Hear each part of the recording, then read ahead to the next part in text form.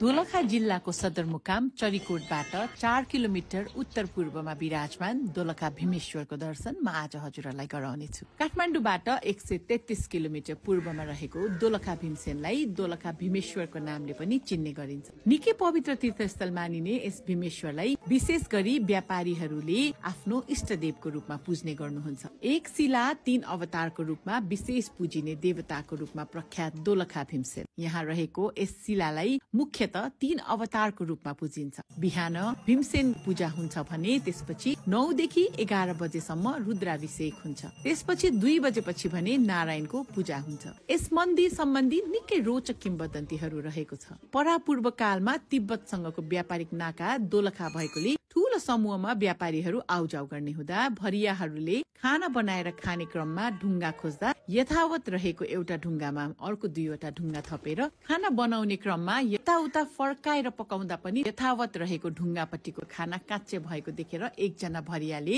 त्यही भात चलाएको पन्युले त्यस ढुङ्गामा हान्दा त्यस ढुङ्गाको चोइटा उकिएर त्यस ढुङ्गाबाट दूध र रगत बग्न थालेपछि उनीहरूले यो त साधारण ढुङ्गा होइन भनी थाहा पाइसकेपछि हामी यहाँ मन्दिर बनाएर बडा दशैंको कालरात्रिमा 12वटा बोकाको बलि दिने संकल्प गरेर भरियाहरू गए र पछि भने सो स्थानमा टिनको छाना हालेर मन्दिर बनाई बोकाको बलि दिएर गएको उनीहरूलाई सपनामा भीमेश्वर आई सकस भएको कुरा पछि भरियाहरूले क्षमा पूजा गरी छाना बिनाको मन्दिर बनाएको भनाइरहिआएको छ। भीमसेन 5 पाण्डव मध्येको एक हुन्। 5 पाण्डवहरू 1 वर्ष गुप्तवास बसेको बेला यसै मन्दिर नजिकै